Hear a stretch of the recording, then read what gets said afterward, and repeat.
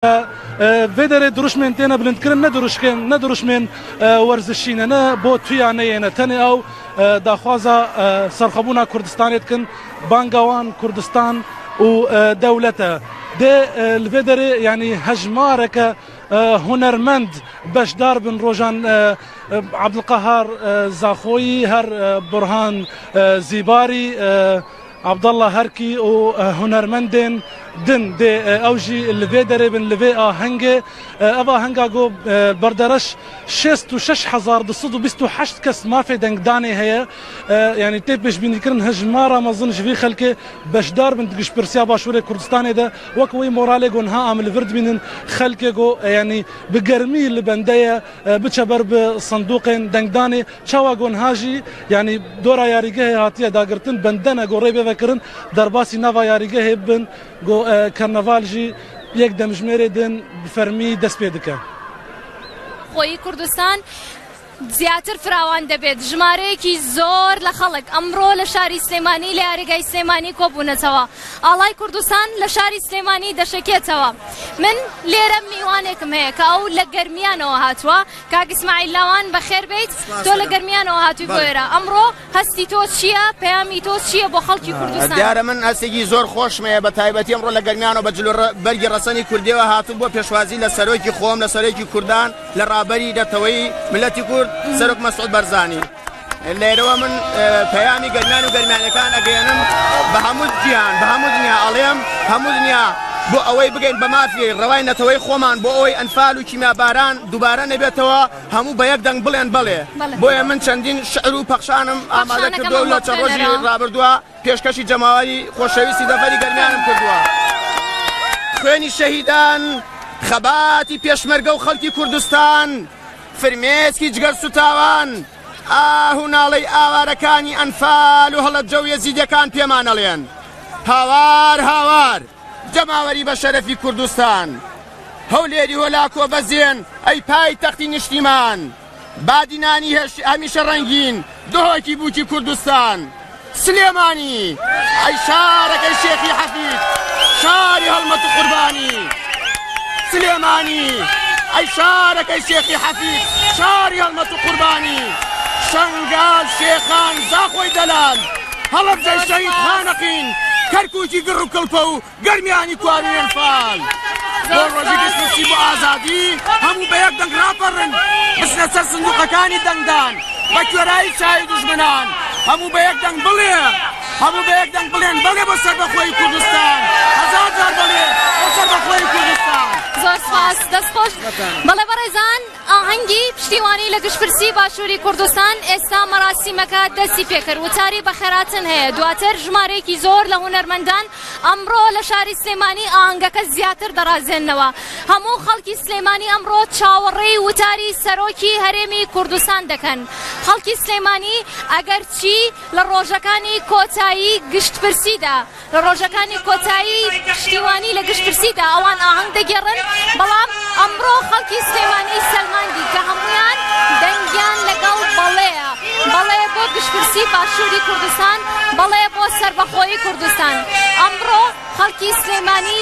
لەگەڵەتی ڕاپەڕین لە دوای ڕاپەڕینەوە کە ناسناوی شاری هەڵمەت و قوربانی بەسەر ئەم شارەدا سەپاوە ئەوان هەمیشە شانازی بە شاری هەڵمەت و قوربانیەوە دەکەن شانازی بە پایتەختی ڕۆشنبیری باشووری کوردستانەوە دەکەن ئەگەر بە مێژووی بەرخودان ڕوبەڕووبوونەوەکانی کورد ململان و سیاسیەکاندا بڕۆیتەوە جارێکی دیکە دەگەڕێیتەوە ئەم شارە بەڵام ئەمڕۆ هەموو بیرروبۆچوونە سیاسیەکان وەلانراوە ئەمڕۆ خەڵکی سلێمانی هەمویان نایان بۆ یەک شتە ئەویش بۆ ئەوەیە کە نەخێر نابێ بلکەین بە عێراقەوە بەڵێ بۆ مافی چارەمان بەڵێ بۆ مافی چارەنووس بەڵێ بۆ مانەوەمان وەک دەوڵەتێکی سەربەخۆی کوردستان بەڵێ بەڕێزان وەک گوتم ژمارەیەکی زۆر لە هاونیشتیمانی ئەمڕۆ لێرەن لێرە ئامادەن ژمارەیەکی زۆر لە هاونیشتیمانی بە بەرزکردنەوەی ئاڵای کوردستان بەڵێ بۆ سەربەخۆیی کوردستان بە کەرنەباڵی جیاواز بە نمایشی جیاواز بە ئاهەنگ و چەپڵە و دڵخۆشیەوە بە پەیامی جیاوازەوە بە بەڵێ بۆ سەربەخۆیی کوردستان. ئەمڕۆ خەڵکی سلێمانی وەڵامی هەموو ئەو نایانە دەدەنەوە کە بەرامبەر بە خەڵکی سلێمانی دەوترا. خەڵکی سلێمانی هەزارەها دەنگی بەڵێی لە دڵی بێدەنگی خۆیدا هەڵگرتبوو، بەڵام ئەمڕۆ دیمەنەکان نیشانی دەدەن کە خەڵکی سلێمانی بەڵێ لەگەڵ سەربەخۆیی کوردستاندان. وەک گوتم خەڵکی سلێمانی تاوەکو ئێستا ئەگەر نایەکیان وتبێ ئەویش بۆ ئەوە بووە کە نەبێت لەگەڵ عێراقدا بن، عێراقێک کە بە مێژووی کووردا بڕۆیتەوە چەندین چەوسانەوەی بەرامبەر بە میلەتی کورد کردووە. هەر لە شاری سلێمانی ئەو کەسانەی کە مافی دەنگدانیان هەیە هەزارەها گەنجولاو کە ئەمڕۆ لە نێو شاری لە نێو شاری یاری ئێرەدان لە نێو یاریگای سلێمانیدان ئەوان مافی دەنگدانیان هەیە. ئەگەر چی ئەوان زۆر لە مێژووی ڕژێمەکانی یەک لە دوایەکی عێراق شارەزانە بن، بەڵام کاتێک دەچنە مۆنەمەنتی هەڵەبجە، کاتێک سەردانی ئەمنە سوورەکەی شاری سلێمانی دەکەن بۆیان دەردەکەوێت کە ئیدی کاتیەوە هاتووە کورد سەربەخۆیی خۆی ڕابگەێنێت، کورد لەگەڵەوەدا بێت کە بەڵێ گشتبرسی دەبێت ئەنجام بدرێت. ژمارەیەکی زۆر لە خەڵک لێرن، گەنج و پیر، مناڵ گەورە، ژن و پیاو ئەمڕۆ لێرە ئامادەن. ئێستا یەکێک لەو خانمانە لێرە ئامادەمە کە بەخێر بێیت. ئەمڕۆ تۆ هاتی بۆ ئێرە بەشداری ئەمە هەنگە گەورەیەت کردووە، پەیامی تۆ چیە ئەمڕۆ بۆ خەڵکی کوردستان بۆ خەڵکی سلێمانی؟ چیت هەیە لەسەر گشتبرسی باشووری کوردستان؟ بەخۆشی بێ سەری کامێرە بکەین. پەیامین ئەوەیە بەخۆشی هەموو بە یەک دەنگ بڵێن بەڵێ بەڵێ. پەیام ئەوەیە یەک دەنگ بین، یەک ڕەنگ بین، نەک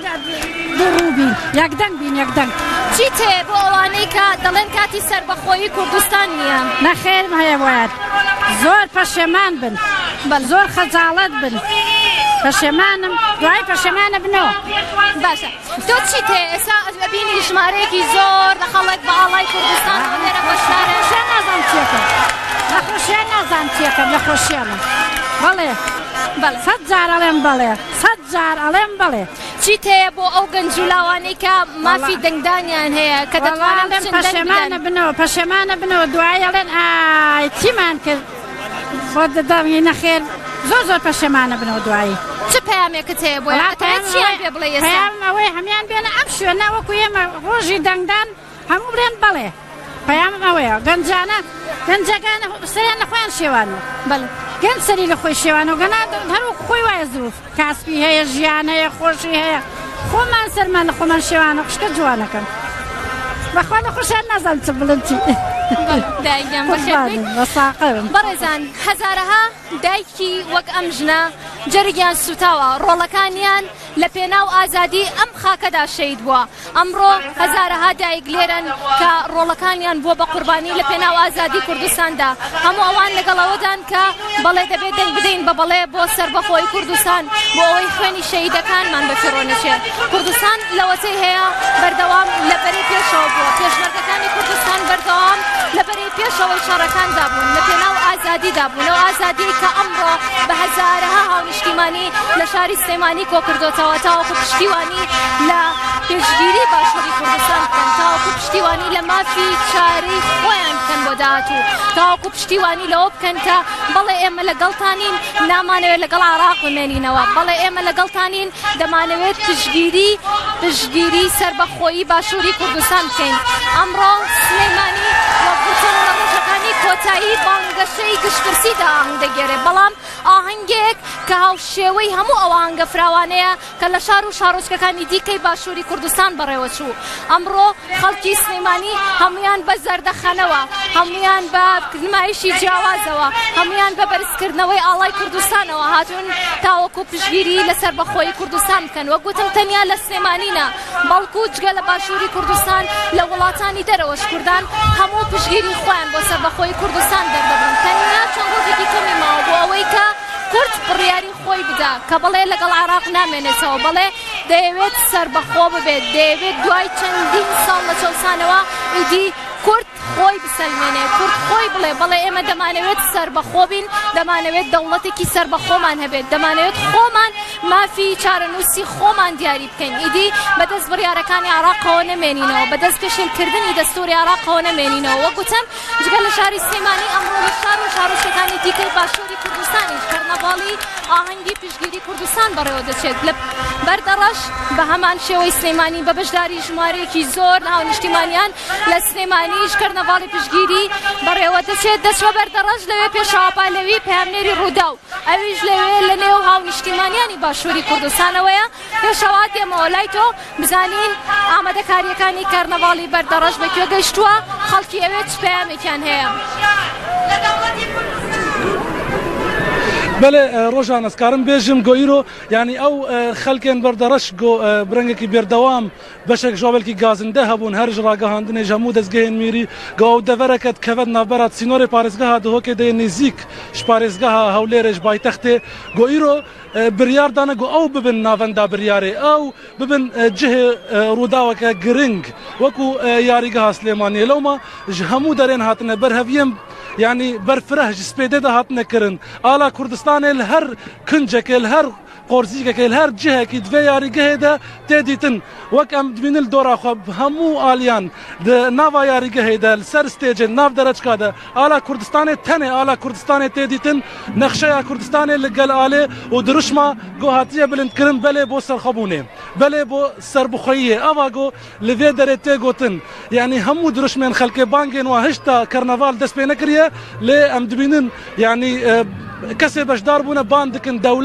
دولات لقال منجي سروكي كوميتا احمد كار بوفي تشالاكيه جو از جيب برسم وشبو خلكي حاضر كي خليك جن هذا دروشمان بلندكا بانكدكا هنا تش وشبو ابرهب كرييرو والله بخير من سرچاوان امبرو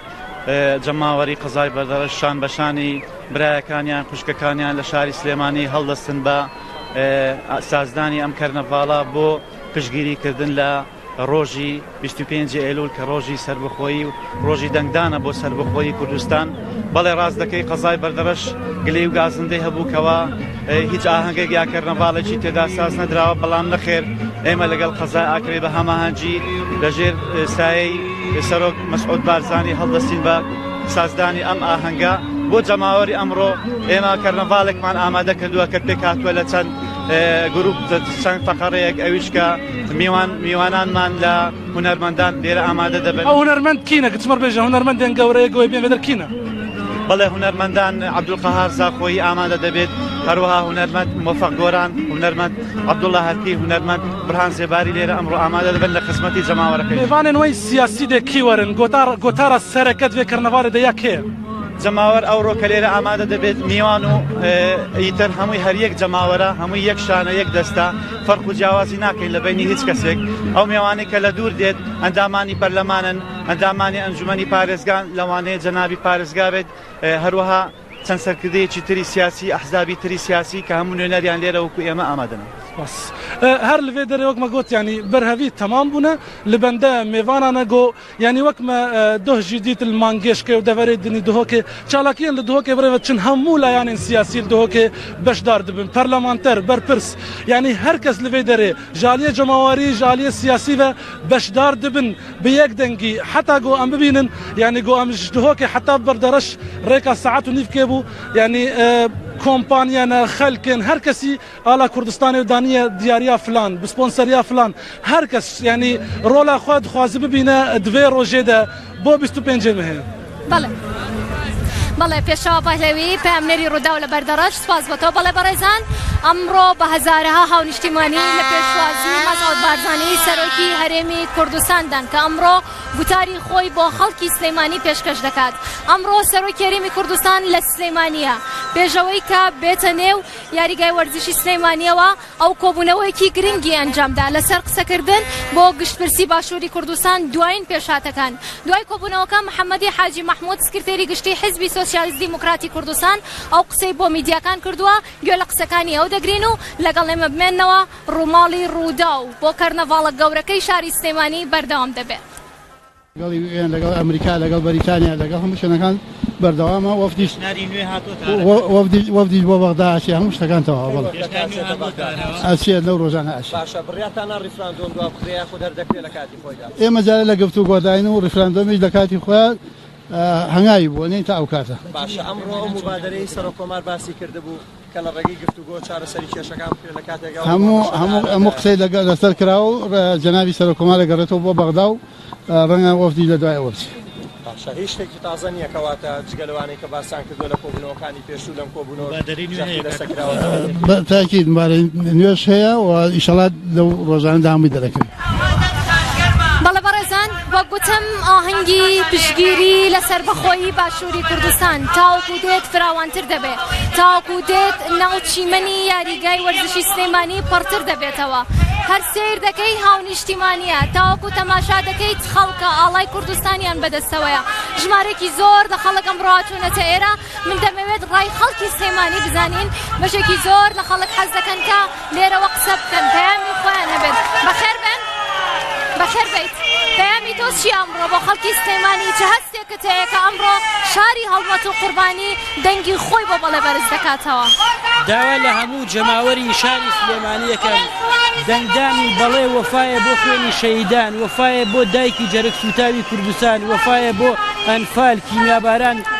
بۆیە داوا لە هەموو هاونیشتمانیەکەم دەنگ بدەن بە بەڵێ دەنگدان بە بەڵێ گەورەترین وەفایە بۆ ماندووبوونی پێشمەرگە قارەمانەکان بەڵێ چیت هەیە بۆ خەڵکی سلێمانی چیت هەیە بۆ ئەوانەی کە لەگەڵ گشتپرسی باشووری کوردستانین چ قسەیەکت هەیە ئەمڕۆ بۆیان لە هەموو کاتێکا دژە کورد هەر هەبووە ئەوانە حتمەن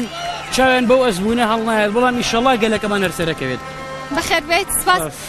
تۆ وەک گوتم کە گەورە و بچووک ژن و منداڵ گپیر و گەنج هەمویان لێرن ئەم مناڵە ئەمڕۆ هاتووە ئەگەرچی تۆ مافی دەنگدانت نییە ئەمڕۆ هاتووی پشتیوانی دەنگی بەڵێ دەکەی بۆچی سێری ئێرەکە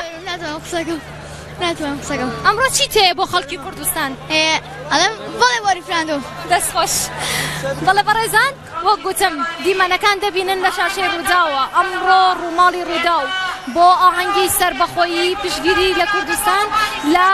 گشتپرسی باشووری کوردستان ئەمڕۆ هەزارەها هاونیشتیمانی شاری سلێمانی کە زیاتر لە 2 ملیۆن هاونیشتیمانی لەم شارەدا دەچین ئەوان هاتوون تاوەکو بە یەک دەنگ پشگیری لە باشووری کوردستان بکەن بە یەک دەنگ بڵێن بەڵێ لەگەڵ سەربەخۆیی کوردستان دەنگ هەمیشە خەڵکی ئەم شارە دەیەوێت ناو و نێوبانگی خۆی بپارێزێت ئەمڕۆ خەڵکی سلێمانی دوای بێدەنگێکی زۆر دوایەوەی کە هەزارها دەنگی بەڵێ لە دڵی خەڵکی سلێمانیدا بوو ئەمڕۆ هەمویان پێکەوە دەنگی بەڵێ بەرز دەکەنەوە ئەمڕۆ هەمویان پێکەوە وەک دەبینن کە بە نمایشی جۆرا و جۆر بە ئاڵای کوردستانەوە پشتیوانی لە سەربەخۆیی کوردستان دەکەن هەموو خەڵک لە پێشوازی سەرۆکی هەرێمی کوردستان مەسعود برزانی دایە تاوەکو لێرەوە ئەوان ڕاستەوخۆ گوێیان لەو وتارە مێژوویە بێت کە سەرۆکی هەرێمی کوردستان بۆ خەڵکی سلێمانی دەخوێنێتەوە ئەگەر بە مێژووی ڕاپەڕیندا بە مێژووی ڕوبەڕووبوونەوەکانی کووردا بە مێژووی چەوسانەکانی کووردا بڕۆیت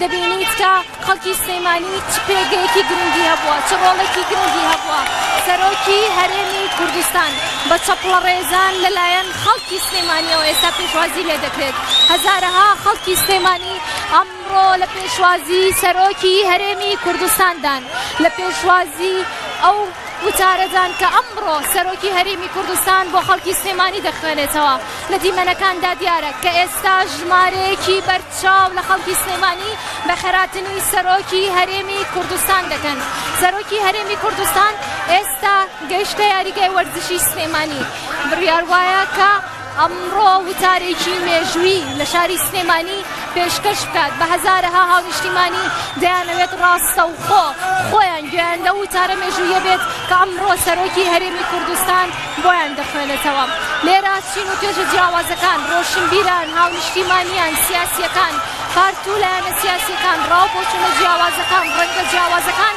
هەموو ئەمڕۆ لە شاری سلێمانی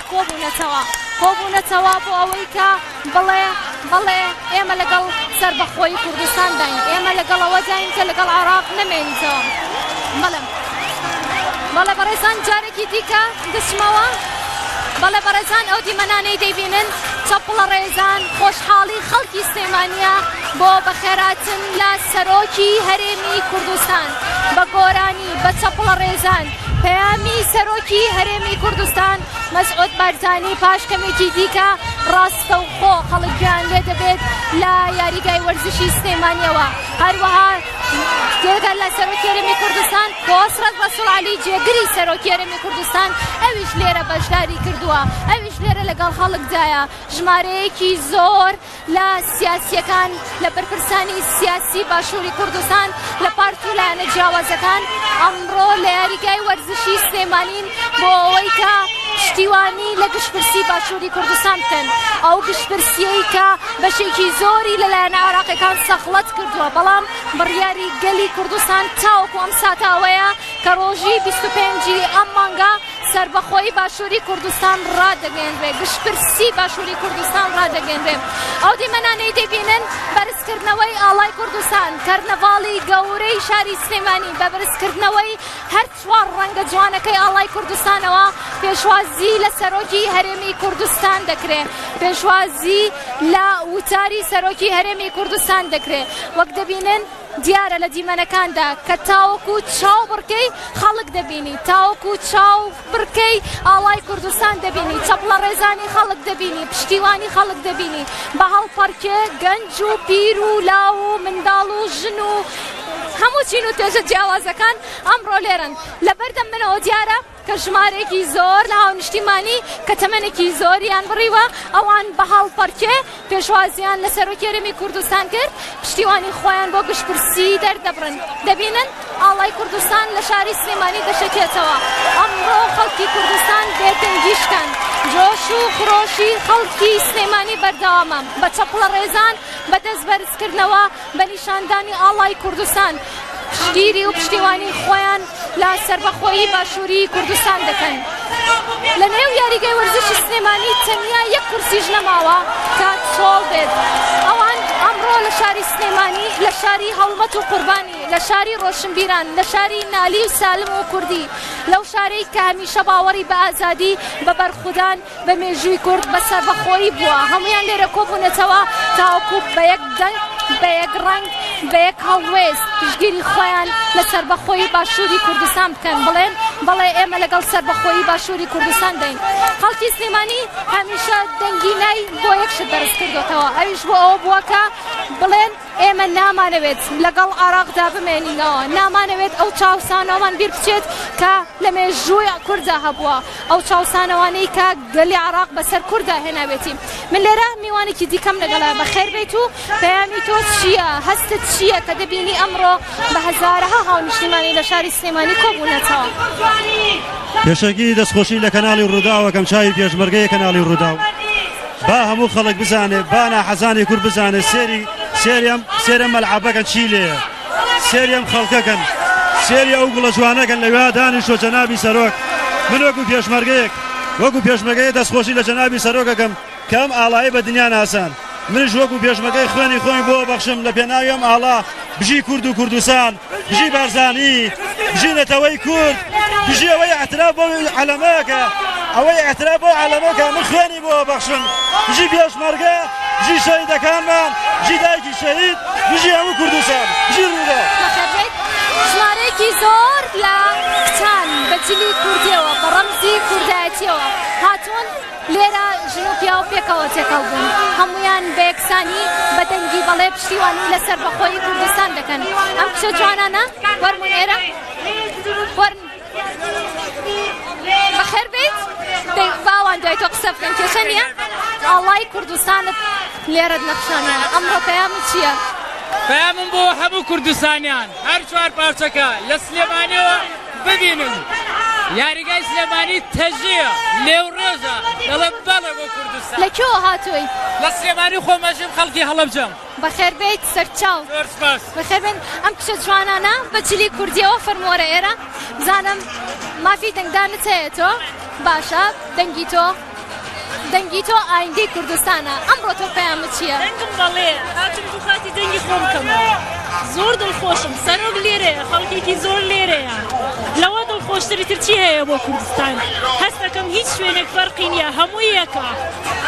ئەوەی برا پێشمەرگەکانمان بە خوێنەیکەن ئێمە بە دەنگی بەڵێ خۆمانەکەین بۆ کوردستانەکەمان پەیمانی سایکیز بیکۆ نانێڵەوە 25 مانگ هەموو ماسەرمێنی پەیامی تۆ بۆ خەڵک چییە؟ بۆ خەڵکی کوردستان چییە؟ دەتەوێت چی بە خەڵکی کوردستان بڵێ لە ڕۆژی 25 مانگدا بۆی چی لەسەر سندوقەکانی دەنگدا؟ بەتاکید یعنی دیارێکە هەموو دەنگی هەر بڵێ خەڵکی کوردستان دەنگ بن دەنگتان ئایندێ بەڕاستی هەموو ئەوە دیارە چەسپاوە لە مێشمانە کوردایەتی بوومان چەسپاوە لە مێشمانە ئایندەمان دیارە بە دەنگەکانمان پێویست بەوە ناکە ئەگەر ئیعلانات نەکرێ ئەگەر دەنگ نەکرێ هەمووی هەر دیارە دەنگەکانمان ئیسپاتی وجودی خۆمانە لە داهاتوومان بەخێرێت تۆ پەیامت چییە ئەمڕۆ؟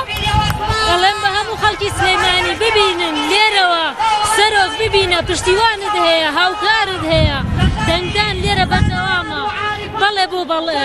هەمومان لەگەڵتانین سەرۆک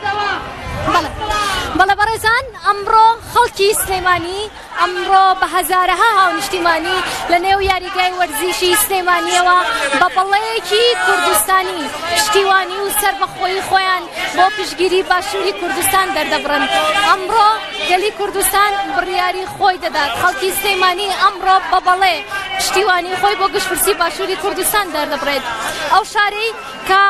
بەنێو هەر مێژوێکیدا بچیتەوە جارێکی دیکە بۆی دەیتەوە هەموو ئەو قەڵەم بەدەستانە هەموو ڕۆشنبیرەکان ئەگەر باسی سلێمانیان نەکردبێت باسی گۆیژە باسی نالی و سالم و کوردی ئەو شاعیرانەی کە وجودیان لەم شارە هەبووە ئەو شاعیرانەی هەمیشە شانازیان بەم شارەوە کردووە ئەو شارەی کە بە پایتەختی ڕۆشنبیری باشووری کوردستان دانراوە ئەو شارەی کە خەڵکی سلێمانی بۆ هەمیشە شانازی بەوە دەکات کە ناو و نێوبانگی خۆی بپارێزێت ئەو شارەی کە ژمارەیەکی زۆر لە هاونیشتیمانی بە دەنگ و ڕەنگە جیاوازەکانەوە بە بۆچوونە جیاوازەکانەوە بە ململانە سیاسی جیاوازەکانەوە ئەو شارەی کە هەموو خەڵک پەیامی بۆ نرد هەموو خەڵک پێیوت ئەم شارە بێدەنگە بەڵام ئەمڕۆ خەڵکی سلێمانی سەلماندی کە بێدەنگی دەشکێنێ کە هەمویان بەدڵ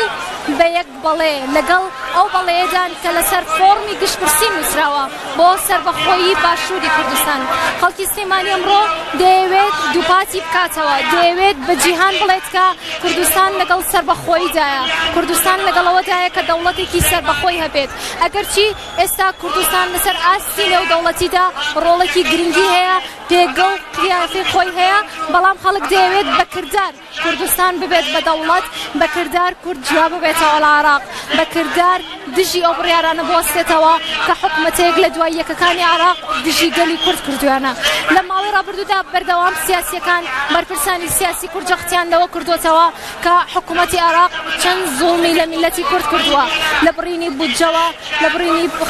بودجەی خەڵکەوە لەو بڕیارانەی کە دژ بە گەلی کورد داوێتی هەموو ئەوانە ئەمڕۆ ڕەتەکرێتەوە پەیامێکە بۆ خەڵکی کوردستان پەیامی خەڵکی کوردستان و سلێمانی ئەوەیە کە بە عێراق بڵێن کە ئێمە بۆتان دەسەلمێنین کە کورد یەکدەنگە لە مافی چارەنووسی خۆی بەڕێزان لێرە پێیان هەیە بە خێراتنی خەڵکی سلێمانی هەیە جۆش و خرۆشی خەڵکی سلێمانی هەیە جۆش و خرۆشی شاری هەڵمەت و قوربانی ئەمڕۆ بە بەرزکردنەوەی ئاڵای کوردستان بە یەک دەنگ بە یەک ڕەنگ هەمویان پێکەوە هاتوونەتە نێو یاریگای وەرزشی سلێمانی ئەو سلێمانیەی کە ژمارەی دانیشتوانی زیاتر لە 2 ملیۆن کەسە کە 16 قەزا لە سنووری ئەم شارەدا هەیە هەمویان پێکەوە لەگەڵەوەدان کە گشتپرسی باشووری کوردستان دەبێت لە ڕۆژی 25 ئەم مانگە ئەنجام بدرێت ئەمە چی بەرامبەر خوێنی هەزاران شەهیدی ڕێگای ڕزگاری و بەرگری و سەربەخۆی کوردستان ناکەین و بە خوێنی ئاڵ و فرمێسکی ڕزاوی دایک و ژن و منداڵ و کەسوکاریان مەشغەڵی سەربەخۆیی دادەگی سێنین و ناکۆچەکانیش بەناوە دەنێن بەڕێزان سەرەڕای ئەوەی سلێمانی تایبەتمەندی سیاسی خۆی هەیە بەڵام هیچ هۆکارێک نابێتە کۆست لە بەردەم ئامانجە سەرەکی و نەتەوەییەکانمان بە تایبەت ریفراندۆم بۆ ئاستەنگە دەرەکیەکانیش هەر بامێژ و چایک بێت کە هیچ گەل و نەتەوەیەک لە جیهاندا ماف و ئازادیەکانی بە دیاری پێشکەش نەکراوە هەر بۆیە وتراوە ئازادی و سەربەخۆیی نادرێ بەڵکو دەسەندرێ. دووبارە بەخێر بێن و هەر سەرکەوتوو بن. ئێستاش داوا لە بەڕێز کاک مەسعود بارزانی سەرۆکی هەرێمی کوردستان دەکەین با بخۆنوێ بۆ پێشکەشکردنی وتارەکەی.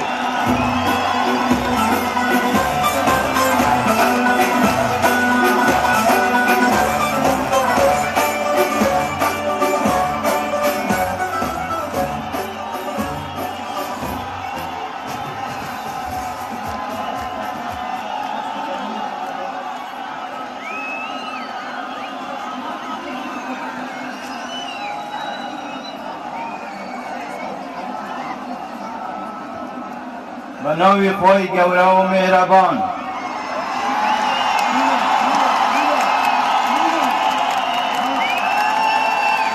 خوشک و برانی خۆشەویست،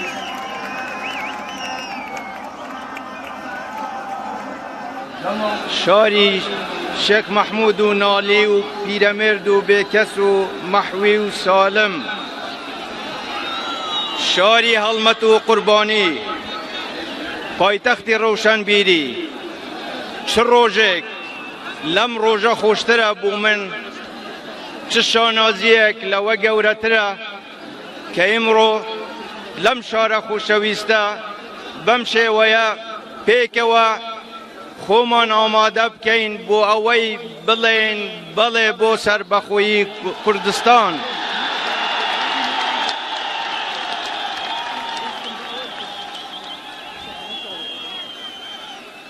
من هەمیشە دڵنیا بووم کە سلەیمانی هەمیشە پێشەنگە لە خەبات و تێکوشان. لە ساڵی 1925 لە ساڵی 1930 لە ساڵی 1963 تەحەدای صدیق مستەفایان کرد. گەنجەکانی سلەیمانی مردانە لە بەردەم صدیق مستەفا وەستان مردنیان هەڵبژارد، بەڵام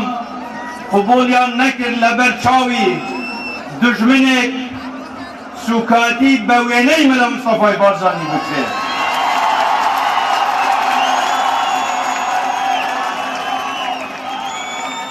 سلەیمانی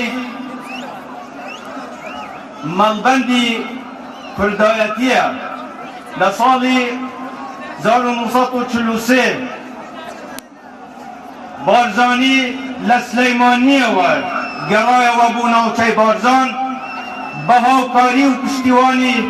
شێخی نەمر مەلیکی گەورەمان شێخ محمود.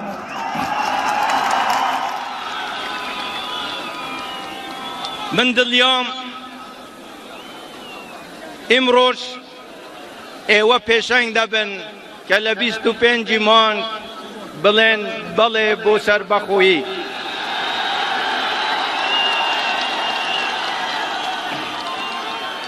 من دڵنیام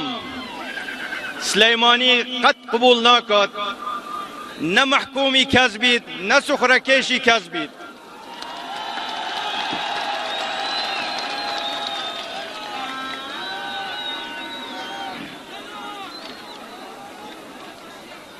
بەڕێزان، بابەتی ڕفراندۆم ئیمڕۆ بابەتی سەرەکیە، بووتە ئەجێندای کۆمەڵگای نێودەوڵەتی. ئەبینن لە کۆبوونەوەی جمعیەی عمومی UN باسی هەرێم و کوردستانە. ئەمە بەرهەمی خوێنی شەهیدانە، ڕەنجی ئێوەیە. ئەمە ئەنجامی یەک ڕیزی خۆمانە و ئێرادەی بەهێزی گەلەکەمانە. ڕفراندۆم بڕیاری گەلی کوردستانە، بڕیاری یەک حیزب و دوو حیزب و سێ حیزب نییە. بەڵام بۆ ئەم بڕیارە درا، بۆیان بڕیارە درا چونکە بەغدا شەراکەتی نەهێشت دستوری پیشل کرد امرو که باسی او دستوره کن هر او دستوره ریگی به ایم داوه که رفراندوم کن لدي باجي دستور كان دهاتوا إن الالتزام بهذا الدستور يحفظ للعراق اتحاده الحر أضيء اتحاده الحر يعني بيك وجيانك آرزو من دانبوا اما دوای 2003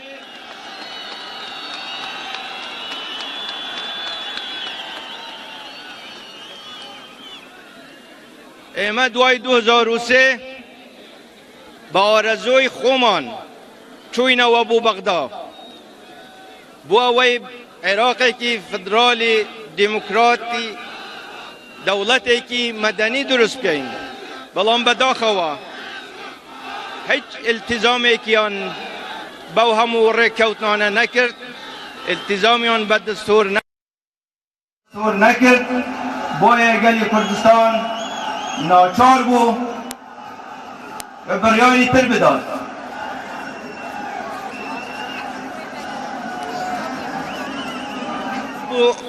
لعراق دولتی که دموکراتی فدرالی درست بکرد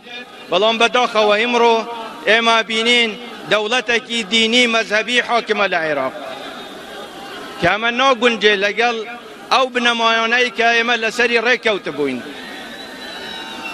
خلق ایک دیان گود رفراندوم رأی 2 حزب و 3 حزب و همو گلی کردستان نیه لدست پیکات وایان تصوره کرد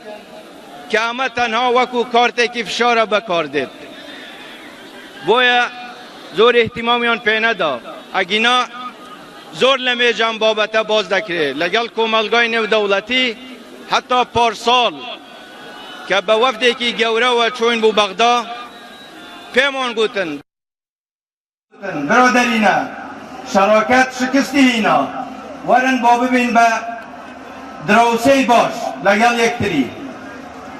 او وقت رأی همویان زور نرم بو بلام هنده که آن توشی وهم بون وایان زانی که ایمال نوخومان تو برکی درست دبی بلام همو لایک به حالا دا چون زانیان که خلقی کردستان جماوری کردستان بو پرس نتویکه بو سر بخویی همومان یکین همومان یک حزبین همومان یک دنگین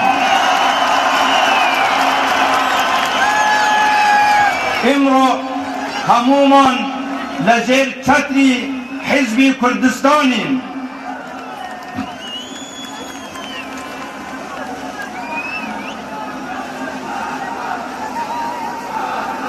استاش کبینیان یک هلوستی هیا یک رئیسی هیا پارلمان کارا کرایه و ایتر هیچ بهانه ایتیان نماوه یک درکوت نه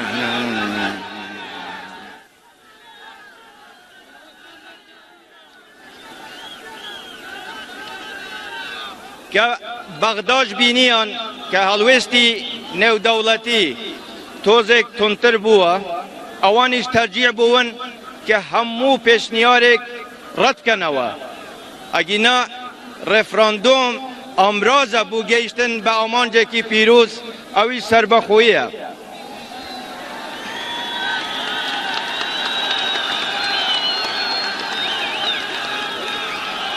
همیشه کمیته بالای رفراندوم همیشه باسلوه کراوه که اگر بدیلی که باشتر هبی لرفراندوم گلی کردستان قبولی اکاد بلان بداخوه تا استه او بدیله ناتو تدست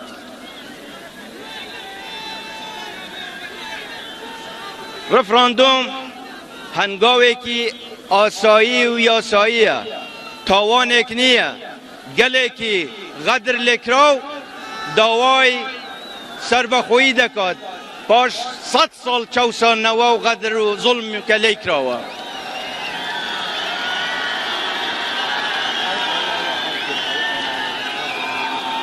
ئێمە پێمان وایە ڕەنگە زۆریان بە هەڵە تێگەیشت بن. ڕێفراندۆم کوتایی دنیا نییە و بڕیاری گەلی کوردستانیش نییە کوتایی بە هەموو شتێک بینی، بەڵام نابی ڕێگە لە خەڵکی کوردستان بگیرێ کە نەتوانی تعبیر لە ڕایی خۆی بکات. ئێمە ئامادەین دوای ڕێفراندۆم کەوینە گفتوگۆیەکی زۆر جددی، زۆر دۆستانە، زۆر ڕازگویانە لەگەڵ بەغدا، لەگەڵ